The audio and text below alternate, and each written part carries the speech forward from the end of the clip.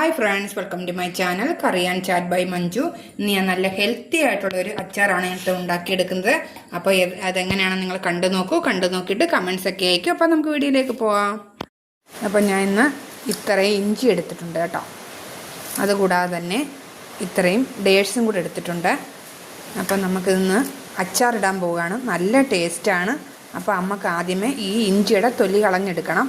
അതേപോലെ തന്നെ ഇതിനകത്ത് നമുക്ക് കുതിർക്കാൻ വേണ്ടി കുറച്ച് വെള്ളവും കൂടെ ഒഴിച്ചു കൊടുക്കാം. അപ്പോൾ ഇതൊന്ന് കുതിർന്ന് കിട്ടണം. ഡേറ്റ്സിനകത്ത് വെള്ളം ഒഴിച്ചിട്ടുണ്ട്. ഇനി നമുക്ക് ഇഞ്ചി ഒന്ന് തൊലി കളഞ്ഞ് കട്ട് ചെയ്തെടുക്കാം. അപ്പം ഞാൻ തൊലി കളഞ്ഞിട്ട് ഇതേ രീതിയിൽ കട്ട് ചെയ്തെടുത്തിട്ടുണ്ട്. നൈസായിട്ട് നമ്മൾ കട്ട് ചെയ്തെടുക്കണം. ഇനി നമുക്കിതൊന്ന് വറുത്തെടുക്കാം. അപ്പം ഞാൻ ഒരു പാത്രം വെച്ചിട്ടുണ്ട്. അതിലേക്ക് എള്ളെണ്ണയാണ് കേട്ടോ. ഞാൻ എള്ളെണ്ണയ്ക്കകത്താണ് ഞാൻ വറുത്തെടുക്കുന്നത്. അപ്പം പെട്ടെന്ന് ചീത്തയാവത്തില്ല. അപ്പോൾ എണ്ണ ചൂടായിട്ടുണ്ട്. നമുക്കതിലേക്ക് ഈ ഇഞ്ചി ഇട്ട് കൊടുക്കാം. എന്നിട്ട് കുറേശ്ശെ നമുക്ക് വറുത്തെടുക്കാം. ഇത് ഗോൾഡൻ ബ്രൗൺ നിറമാവുന്നിടം വരെ ഈ എണ്ണയിലിട്ട് മൂപ്പിച്ചെടുക്കണം. അപ്പം ഗോൾഡൻ ബ്രൗൺ കളറായിട്ടുണ്ട്. ഇതേ രീതിയിൽ ഇരിക്കണം. അപ്പം നമ്മൾ ഒടിച്ചെടുക്കുമ്പോൾ ഒടിയത്തക്ക രീതിയിൽ ഇരിക്കണം. നമ്മളിത് വറുത്ത് മാറ്റി വെച്ചിരിക്കുകയാണ്. ഇത് ചൂടാറി കിട്ടണം. ഡേറ്റ്സ് കുതിർക്കാനായിട്ട് വെള്ളം ഒഴിച്ച് വെച്ചിരിക്കുകയാണ്. അപ്പം കുതിർന്നിട്ടുണ്ട്. ഇനി നമുക്കിത് ഒരു പാത്രത്തിലേക്ക് മാറ്റാം. ഇതിൻ്റെ കുരു കളഞ്ഞ് ഒരു പാത്രത്തിലേക്ക് മാറ്റാം. അപ്പോൾ ഞാൻ ഡേറ്റ്സ് കുരു കളഞ്ഞെടുത്തിട്ടുണ്ട്. ഇത് നല്ലോണം കുതിർന്നിട്ടുണ്ട് കേട്ടോ. അപ്പം നമ്മളിതാ ഇത് ചൂടാറിയിട്ടുണ്ട്. അതുകൊണ്ട് നിങ്ങൾക്ക് വേണമെങ്കിൽ കുറച്ച് കൂടുതൽ ഇഞ്ചി എടുക്കണം കേട്ടോ. നമ്മൾ വറുത്തെടുക്കുമ്പോൾ കുറച്ച് ഇഞ്ചിയേ വരുത്തുള്ളൂ.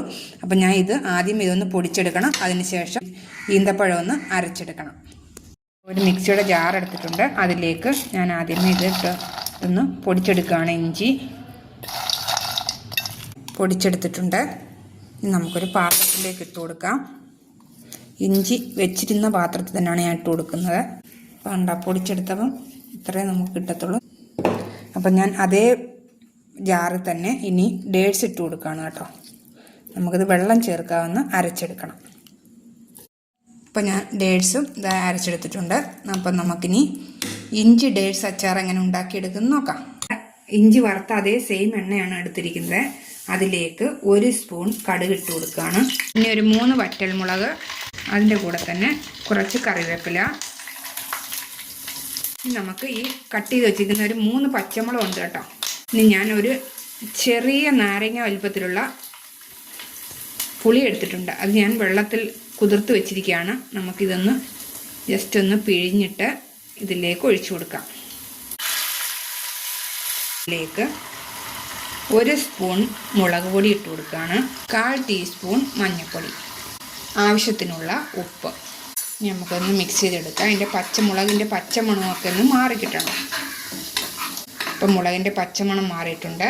ഇനി അതിലേക്ക് ഞാൻ കുറച്ച് ചൂടുവെള്ളം കൂടെ ഒഴിച്ചു കൊടുക്കുകയാണ്. ഇതൊന്ന് തിളച്ച് കിട്ടണം. ഇനി അതിലേക്ക് നമുക്ക് ഈ പൊടിച്ചു വെച്ചിരിക്കുന്ന ഇഞ്ചിയും കൂടെ ഇട്ട് കൊടുക്കാം. ഇഞ്ചി വളരെയധികം ഗുണമുള്ളതാണ് കേട്ടോ.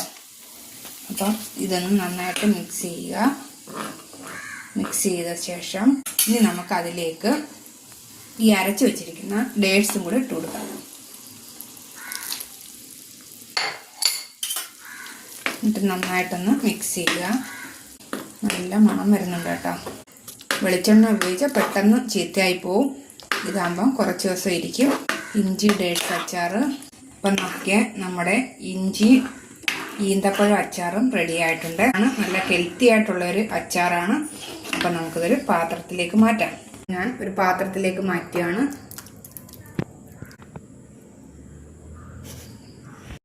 അപ്പോൾ നമ്മുടെ ഇഞ്ചി ഈന്തപ്പഴം അച്ചാർ റെഡി ആയിട്ടുണ്ട്. വളരെ ഹെൽത്തി ആയിട്ടുള്ളൊരു അച്ചാറാണ്. ഇതേപോലെ നിങ്ങളൊന്ന് ഉണ്ടാക്കി നോക്കുക. ഉണ്ടാക്കി നോക്കിയിട്ട് ലൈക്ക്, ഷെയർ, സബ്സ്ക്രൈബ്, കമൻസ് ഒക്കെ ചെയ്യുക.